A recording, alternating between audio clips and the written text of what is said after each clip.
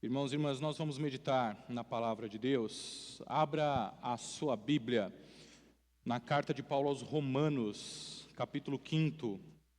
Nós vamos ler do verso 12 até o verso 21 para a nossa meditação dessa noite. Enquanto você está abrindo aí, Romanos, capítulo 5, do verso 12 ao 21, como o presbítero Alexandre colocou muito bem logo no começo do culto, nós estamos iniciando o período da quaresma e essa semana voltou a ser embate aí nas redes sociais também, se as igrejas evangélicas, se as igrejas cristãs que não são de matriz católica também fazem essa celebração. E aí pesam várias acusações a respeito de catolização da fé, o que é uma pena, Na verdade, esse período ele remonta então um período de reflexão, é um período todo propício para que a gente se lembre por que Cristo caminhou até a cruz do Calvário. E é por isso que nós iniciamos o culto hoje no movimento de pedido de perdão, de joelhos, Porque é o início desse tempo de reflexão em que nós falaremos e meditaremos constantemente a respeito da graça de Deus, a respeito do sacrifício do Senhor Jesus, a respeito do pecado, a respeito de qual foi o trabalho de Jesus quando Ele foi até a cruz do Calvário. A quaresma não é algo que é obrigatório de ser seguido como um tipo de lei dentro da igreja, mas serve pedagogicamente, para que a gente também busque, a gente se lembre então desse período até a celebração, a maior celebração cristã, que é a Páscoa, a ressurreição do Senhor Jesus. E esse ano nós vamos comemorar um pouco mais do que a gente fez nos anos anteriores. Esse ano nós teremos um culto na sexta-feira da Paixão, aqui na igreja, e um culto da ressurreição no domingo da Páscoa. Então, durante esses 40 dias, já não são mais 40, porque começou na quarta-feira, mas durante esse período todo, se prepare, medite, busque a palavra de Deus, então, a respeito de todas essas coisas. Vamos ler Romanos capítulo 5, do verso 12 até o verso 21, mesmo assentados, mas com toda a reverência à palavra de Deus. Romanos capítulo 5, do verso 12 até o verso 21. Palavra do Senhor que nos diz assim: Portanto, assim como por um só homem entrou o pecado no mundo, e pelo pecado veio a morte, assim também a morte passou a toda a humanidade, porque todos pecaram. Porque antes de a lei ser dada, havia pecado no mundo, mas o pecado não é levado em conta quando não há lei. No entanto, a morte reinou desde Adão até Moisés, mesmo sobre aqueles que não pecaram à semelhança da transgressão de Adão, o qual prefigurava aquele que havia de vir. Mas o dom gratuito não é como a ofensa, porque se muitos morreram pela ofensa de um só, muito mais a graça de Deus e o dom pela graça de um só homem, Jesus Cristo, foram abundantes sobre muitos.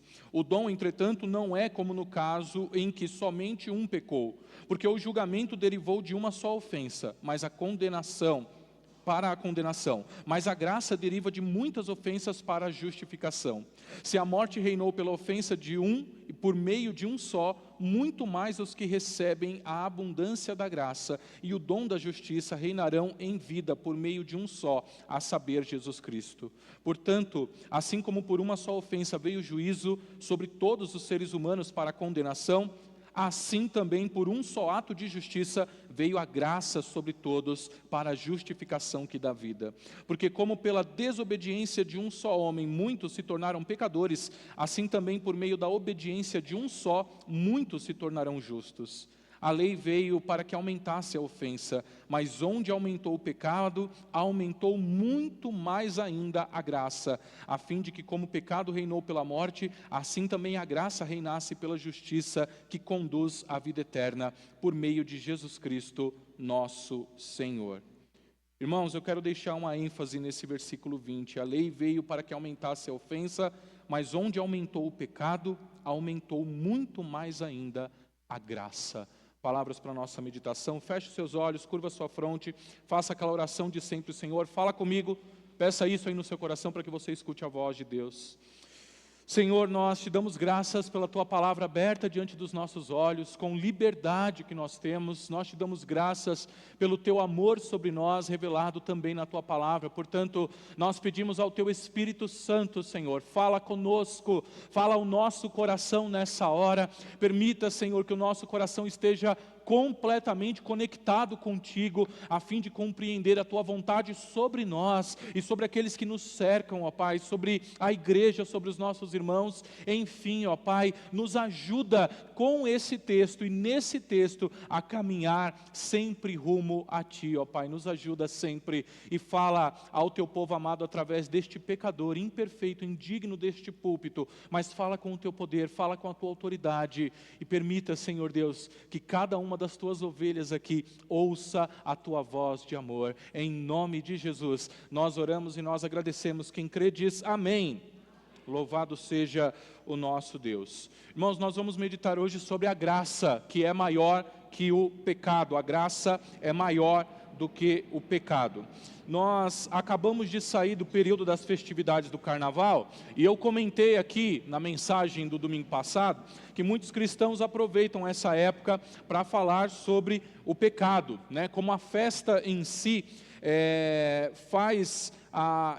remete ao sensual, né? Remete à exaltação da carne, através das roupas mínimas, das vestes mínimas, a exaltação do sexo, da busca por parceiros sexuais fora do contexto do casamento. Tem toda uma campanha. Então são muitas situações nessas festividades que configuram o pecado. Entretanto, irmãos, queria lembrar uma coisa muito importante, né? Se a gente não leva isso em consideração, o pecado não fica restrito só a essa época. Não tem pecado só no carnaval. Não tem pecado só no carnaval. E se tem uma coisa que conecta todos os seres humanos, é o pecado.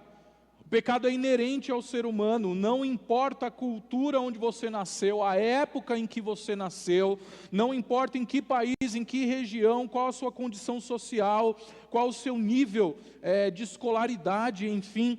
Todo ser humano, em todas as culturas, tem uma sensação de que algo está errado, e ele precisa buscar em algo transcendente, em algo maior, algo para ser melhor, alguma coisa para ser melhor.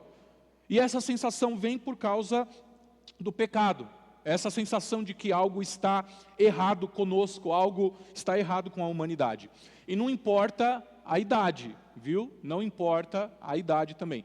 Recentemente eu ouvi o relato de um pai que ganhou uma caixa de chocolates ali e, né, ele falou para os filhos, está com 3 filhos lá, ele falou para os filhos, não pode comer antes do almoço, senão vai estragar o apetite. E aí ele saiu e quando ele voltou na cozinha, a caixa estava lá, aberta, e já estava faltando um chocolate. E aí ele grita lá da cozinha, quem foi, quem foi? Os filhos mais velhos que estavam lá na sala, eu não fui, né? Não fui eu, mas foi alguém. O chocolate não ia sumir sozinho assim. Daí chegou o pequenininho lá para ele e falou, papai, não fui eu também. A boca dele toda lambuzada de chocolate, né? Os dedinhos sujos de chocolate. E aí o pai pensando, né? Olha só, é assim mesmo, né? Essa sensação, nem precisa ensinar a mentir, essas coisas acontecem, né? Eu tenho certeza que muitos de nós aqui já passaram por isso, de fazer alguma coisa errada, né? Na infância, na juventude, na adolescência, ou até na vida adulta mesmo, enfim, e tentar dar uma desculpa ridícula, ou uma desculpa mais errada ainda do que a coisa errada que foi feita. Irmãos, eu estou me lembrando aqui que da época que eu era criança, eu gostava muito de jogar videogame, só que eu não tinha dinheiro para comprar as revistas que mostravam como é que era o jogo, e tinha os códigos, né? Tinha lá os controles, enfim, tinha os códigos de trapaça, né? Para ganhar imortalidade, munição eterna lá nos jogos. A gente é tão trapaceiro que a gente quer pecar até no videogame, né? E aí eu lembro que eu passava nas bancas de jornal e eu saía lá memorizando, eu folhava essas revistas e ficava memorizando os códigos para poder usar. Só que eram tantos jogos e tantos códigos que uma hora eu passei a anotar mesmo, só que na surdina, né? Eu ficava com medo que o dono da banca me pegasse. E um dia ele me pegou um dia ele me pegou e ele falou, né, ele perguntou, você está anotando os códigos? Você não pode fazer isso, você tem que comprar a revista, né? E aí eu virei para ele e falou, não, eu não estou anotando código, eu estou vendo se a revista está escrita direitinho na língua portuguesa, certinho, sabe? Eu querendo ser professor de português. Que ruim, né, gente? Desculpa esfarrapada, o dono da banca ficou com dó de mim e me deu a revista. E ele falou que eu não podia mais fazer isso. Tá? E eu não fiz mais, tá, irmãos? Estou liberto em nome de Jesus. Né? Só que essa realidade que a gente vem trazendo aqui, né, é uma realidade que faz parte de todo ser humano. É a realidade do pecado. Sabe? E essa carta aqui aos Romanos, que é a maior carta de Paulo, ele gasta um tempo falando de teologia, ele gasta um tempo falando sobre perdão, e é curioso, porque ele faz isso nessa carta, provavelmente porque ele não plantou a igreja lá em Roma. Então, diferente das outras igrejas em que ele passou e ele plantou e ele explicava as bases do Evangelho e depois escrevia as cartas para corrigir alguns problemas, na carta aqui aos Romanos, ele resolveu percorrer toda a base do Evangelho, né, para falar sobre a morte e a ressurreição do Senhor Jesus, para garantir então aquele povo, aquelas pessoas da igreja em Roma, que elas andassem no caminho certo. Principalmente porque entre os motivos de Paulo para escrever aquela igreja, a igreja de Roma, ele tinha alguns motivos, né? Ele queria visitar aos irmãos, porque ele queria passar por ali para chegar até a Espanha, ele queria pedir uma ajuda financeira para o ministério, para angariar fundos para mais uma viagem missionária, e também porque ele estava vendo, principalmente, e é aí que a gente vai chegar, principalmente ele estava vendo uma igreja dividida, em que algumas pessoas se achavam menos pecadoras do que outras, e ficavam acusando ali um ao outro de ser mais pecador. Essa igreja de Roma surgiu com dois grupos de crentes, né? Um grupo de judeus convertidos a Cristo, e um grupo de gentios, que eram os estrangeiros, também convertidos a Cristo.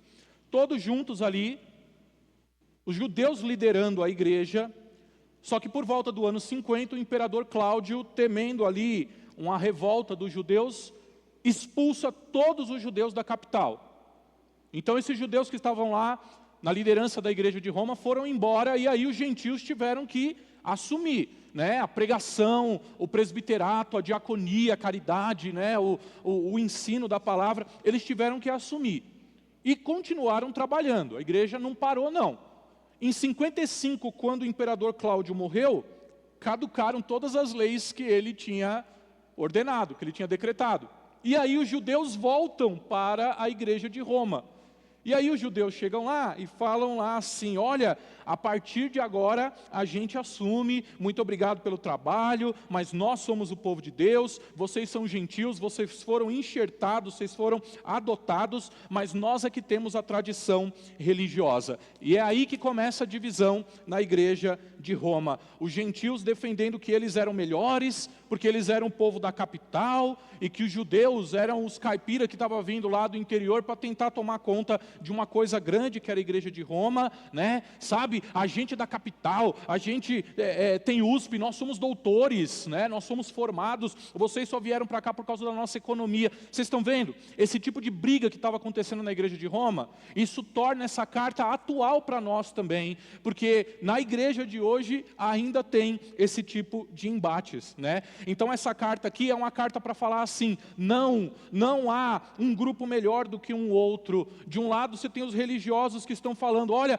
desde criança eu vou na igreja, eu sei o que é a Bíblia, eu conheço tudo, você nunca participou de uma briga por causa de predestinação ou por causa de livre-arbítrio, você não sabe o que é tortura, você não sabe o que é o caos. E aí por outro lado, você tem um outro grupo dizendo assim, eu sou da capital, eu estudei na faculdade X, eu tenho doutorado, eu tenho capacitação para guiar a igreja, enfim. E aí a igreja de Roma tem essa divisão. E Paulo começa essa carta, lá no capítulo 1, direcionando sua fala aos romanos, aos gentios, afirmando que todos pecaram, afirmando que não tem ninguém que não pecou, até mesmo quem não é da religião judaica, até quem é ateu, quem não acredita em Deus, todos têm a marca do pecado, todos têm a marca da queda, porque essa queda está no coração da humanidade. Aí chegamos no capítulo 2, E Paulo vira e fala assim para os religiosos, para os judeus: vocês também são pecadores. Vocês também são pecadores porque a lei tornou vocês muito pecadores. Né? O que ele diz ali no texto que nós lemos? Só não existe pecado se não existe lei. Mas há lei. Então, por causa da lei, isso tornou vocês mais pecadores. Como temos a lei, vocês viram que vocês são insuficientes, porque ninguém consegue seguir a lei à risca. Então, Paulo começa a tentar unificar aquela igreja que estava dividida, só que nivelando por baixo. Né? Vocês estão brigando por quê? Se todo mundo é pecador. Vocês estão brigando por quê? Se todo mundo está nas mesmas condições. Lá no capítulo 4, ainda falando dos religiosos, Paulo vai até Abraão para lembrar que ele foi justificado por Deus 430 anos antes da lei que foi dada a Moisés. E Abraão foi justificado pela graça e não pela lei. Só que aí quando chega no capítulo 5, que é o que nós lemos aqui, o apóstolo Paulo vai além de Abraão. Ele vai mostrar em Adão, que o primeiro Adão trouxe a morte, e o segundo Adão, que é Cristo, trouxe a vida. O primeiro Adão trouxe o pecado, mas o segundo Adão, que é Jesus, trouxe a graça. E ele vai começar a fazer essa comparação aqui, irmãos. Num texto que parece difícil, mas o nosso trabalho é meditar sobre ele agora. Paulo começa falando da insuficiência das abordagens seculares e do auto-perdão. Então, os irmãos se lembram que eu falei que em toda cultura o ser humano busca, entende que tem alguma coisa errada e busca alguma forma para corrigir esse erro? Em toda cultura isso existe, seja lá qual for esse erro. O que Paulo começa a fazer agora é trazer a base que só existe uma divisão. Tá? Uma pessoa só pode se achar melhor do que a outra se ela não entendeu ainda o quão deturpado é o ser humano, no geral. Se ela não entende o quanto o ser humano é perverso, ela se acha melhor do que outra pessoa. Se ela não entende o poder da graça de Deus para perdoar pecados, então ela também, da mesma forma, se acha melhor do que uma outra pessoa. Tá certo, irmãos? Então, o que essa carta vem dizer, a mensagem que nós temos aqui diante de nós é que todos nós somos pecadores. Só que cada época, cada cultura tem uma ênfase para tirar esse peso do pecado das nossas costas. O peso do remorso, de compreender que por sermos pecadores nós desapontamos pessoas, machucamos pessoas, ferimos pessoas, por exemplo, e muitas vezes. E isso faz parte da nossa construção. Então, o mundo secular vai tentar resolver isso de algumas formas. E essas formas têm um fundo de verdade, mas elas não são suficientes em si mesmas. É igual uma fake news. Você sabe como é que se faz uma boa fake news? Você sabe? Eu não estou ensinando coisa errada não, mas é para você perceber. Tá? Como é que se faz uma boa fake news? Você pega uma verdade, uma pequena verdade ou várias pequenas verdades, você junta todas elas e diz uma tremenda de uma mentira.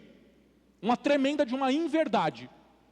E aí quando você vai tentar contra-argumentar, a pessoa fala assim, mas essa parte aqui não é verdade? E essa outra parte aqui não é verdade? E pronto, se uma coisa assim já entra no coração de alguém que está buscando essa mentira, isso explode na cabeça. Por que eu estou dizendo isso, irmãos? Porque o mundo vai dizer o seguinte, a fake news, tá? A culpa do seu jeito de ser é por causa do meio.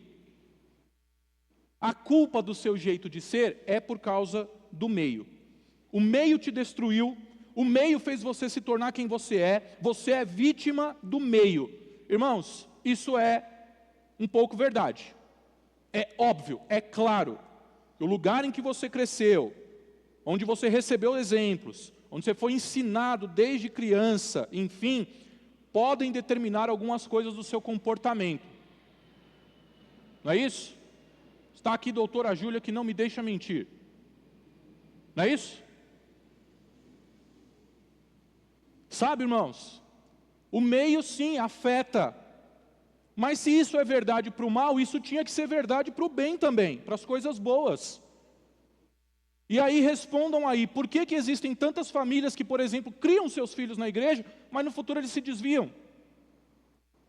Por que tem tantos pais trabalhadores que dão exemplo e correm atrás para poder entregar o melhor para os seus filhos e eles caem na criminalidade? Você já pensou sobre isso? Mesmo dando bom exemplo, ainda tem os maus. E mesmo dando maus exemplos, ainda tem os bons. Então essa questão do meio é uma meia verdade. Não somos apenas vítimas do meio. Nós fazemos parte do meio. Nós somos os algozes no meio. Nós oprimimos outras pessoas no meio. E essa que é a verdade. Contribuímos para o pecado dos outros também, assim como os reis contribuíam para que o povo pecasse. Essa acusação não está lá na Bíblia? Está lá na Bíblia. O rei que faz o seu povo pecar. O sacerdote que faz o seu povo pecar. Tem uma outra coisa que o mundo gosta de falar, que é assim: se perdoe. Se perdoe. Irmãos, vamos lá, que isso é verdade também. Entre nós aqui, há muitas pessoas que precisam se perdoar. Há muitos de nós que precisam se perdoar. Há coisas que já foram perdoadas por Deus, mas as pessoas não conseguem se perdoar. E aí você pode cair num outro pecado, que é se achar mais justo do que Deus. Né? Mas dito isso, o mundo diz, você precisa chegar na frente do espelho e se convencer para se perdoar e seguir a sua vida adiante. Né? Só que isso também não adianta. Você se perdoar não dá um jeito no pecado, porque nós precisamos de um elemento externo nos perdoando, porque se Ele não nos perdoar, nós também não teremos condições de nos perdoar. Entenda, né? É como o valor da palavra de uma mãe que perdoa o filho. Alguma vez você já fez alguma ofensa à sua mãe, que você quis ouvir dela falando assim, eu te perdoo? O filho sabe que a mãe perdoa, o filho sabe que a mãe até está disposta a jogar no mar do esquecimento a ofensa, mas ele precisa ouvir a mãe dizendo que perdoa, senão parece que a vida não vai adiante. É ou não é? Ele precisa ouvir uma palavra de perdão da pessoa que foi ofendida, com todas as letras bem ali na frente dele. E aí a gente sabe que não adianta a gente dizer isso para nós mesmos, que a gente se perdoa, porque isso não vai ter o mesmo valor de um perdão de quem foi ofendido por nós. Isso não resolve o pecado. Tem uma outra forma de se fazer isso, de se tentar corrigir esse erro, de se tentar, né, apagar o pecado, que é o jeito religioso. E o jeito religioso, para mim, é um dos mais perversos. De verdade, irmãos. Por nós sermos criados na igreja, muitos de nós podemos correr o risco de agir sempre assim, de fazer isso. No passado, tinha um personagem que andava no Twitter, acho que no Facebook também, ele se chamava O Fariseu. Hoje eu sei quem é. Hoje eu sei quem é a pessoa. Mas ele se colocava como o fariseu. Então ele pegava ali algumas coisas travestidas de evangelho e jogava lá nas redes sociais para promover uma discussão. E aí numa das falas dele, ele falou assim: me dê um saco de culpas que eu te dou uma religião. Me dê um saco de culpas que eu te dou uma religião. Irmãos, isso é muito forte. Porque nós, religiosos, o que nós fazemos com isso? Nós pegamos toda essa dor de sermos pecadores, de sermos culpados, e jogamos em cima de regras, de leis, de desempenho na igreja, de dogmas, e começamos a cobrar isso de nós e dos nossos irmãos. Isso é perverso, porque não é isso que está na palavra de Deus. E isso começa a ser uma cobrança insuportável até para nós mesmos. Um aqui pode inventar de querer ser um pastor perfeito, que não existe. Um pai, uma mãe pode inventar aqui de querer ser um pai e uma mãe perfeita para o seu filho, sabe? Que não existe também. Você inventa aí de ser um super crente, que não existe. E tudo é performance na igreja. A gente começa a tentar aliviar a nossa culpa cobrando essa performance, sabe, é desempenho, é presença, cobrando dízimos, né? Cobrando dízimos. Irmãos, eu não estou dizendo que a igreja não precisa das contribuições. É claro, a igreja precisa, e muito. Mas o trabalho da igreja não é pedir dízimos. Esse não é o trabalho da igreja. E talvez seja por isso que nós não falamos tanto sobre isso aqui. Nós precisamos, e o trabalho da igreja não é cobrar dízimo, não é dizer que você vai ser arruinado, que você vai ser cobrado, que você vai ser destruído, que você vai ser lançado no inferno se você não contribuir. Porque tem igreja que faz isso sim, mas nós não.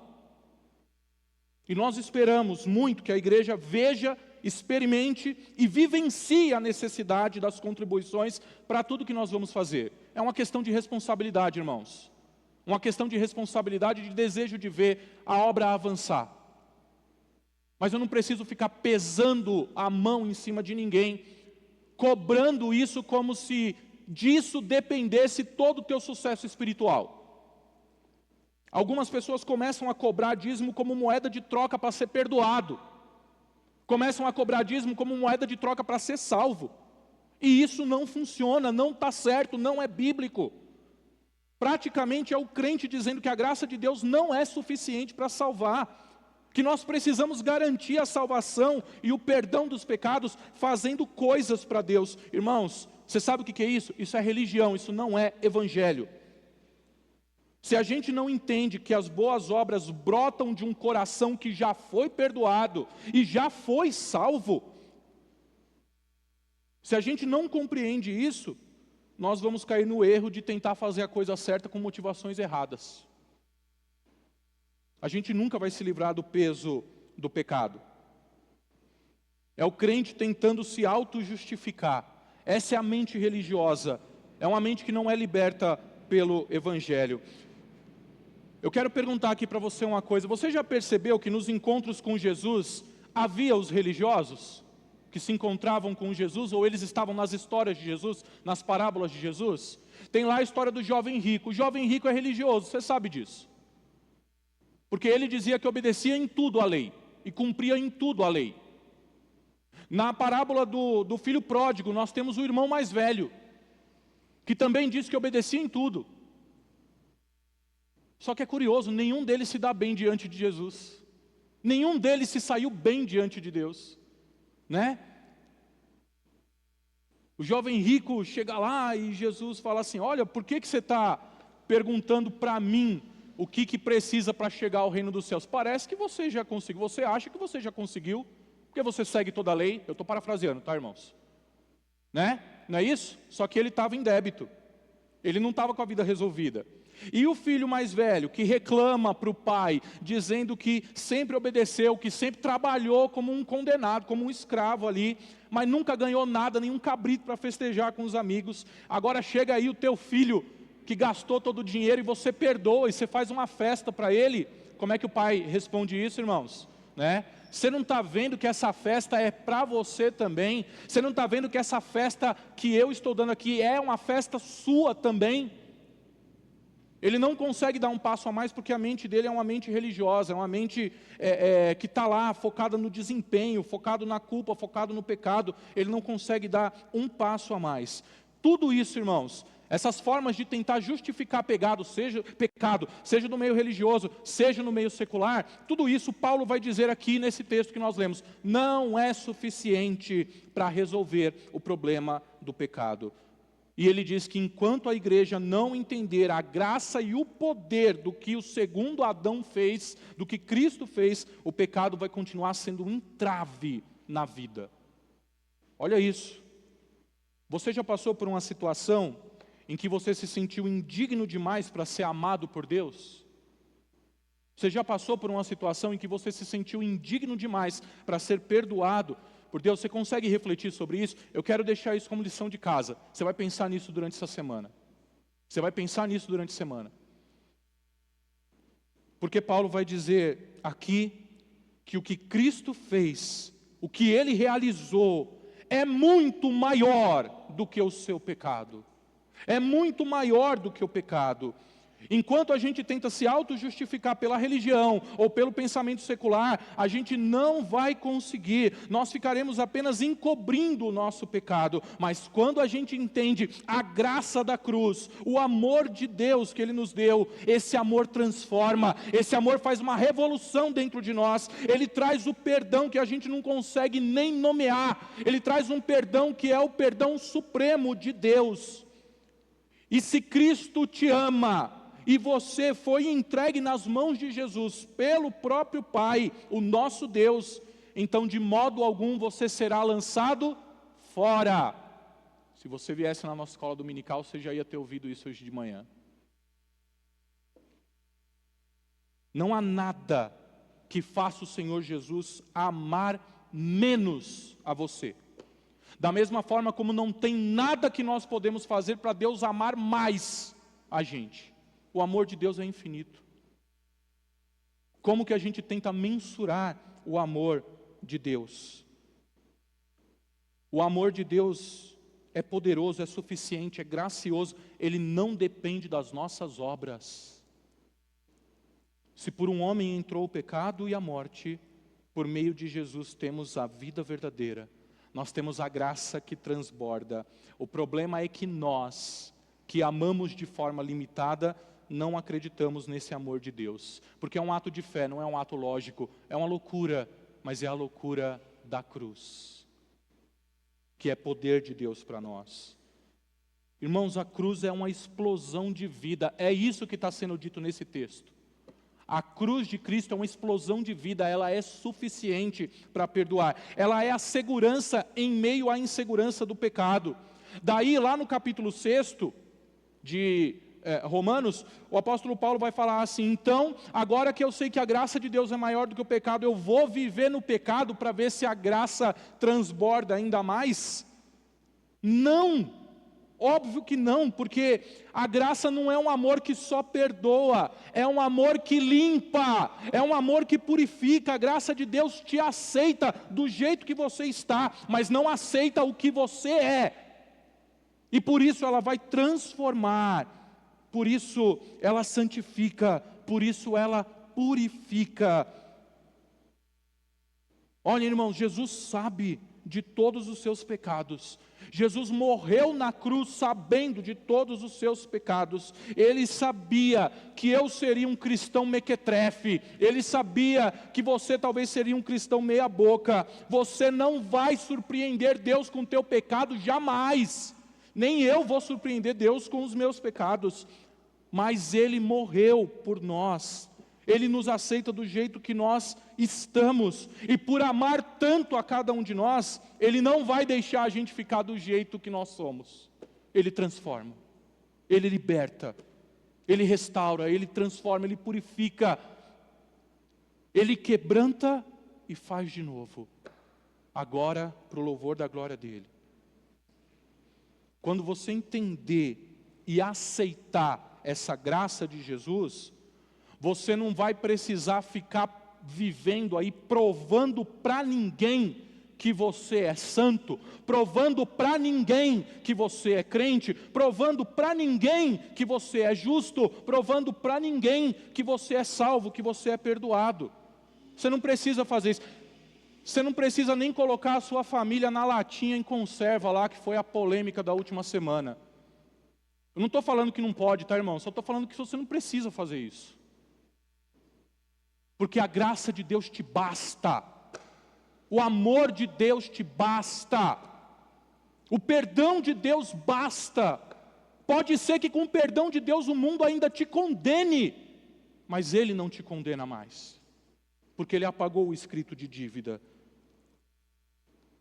Jesus, quando ensinou sobre o jejum, o que Ele ensinou, irmãos? Né?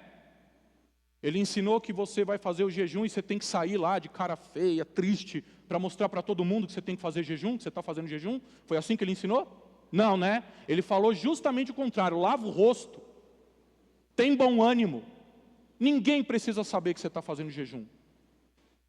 É só o seu Pai que está com você. Então, da mesma forma, entenda que a graça de Deus te basta. E você não precisa comprar o perdão de Deus com nenhum ato, com nenhuma prova, nem com nenhum dinheiro, nem do meio religioso, nem no meio secular. Olhando para isso aqui, irmãos, o que nos resta, além de aceitar a graça de Deus, que é assim, pela graça, sem nenhum mérito nosso, o que nós temos que fazer é aceitar os nossos irmãos que vêm confessar a nós, muitas vezes, alguma fraqueza.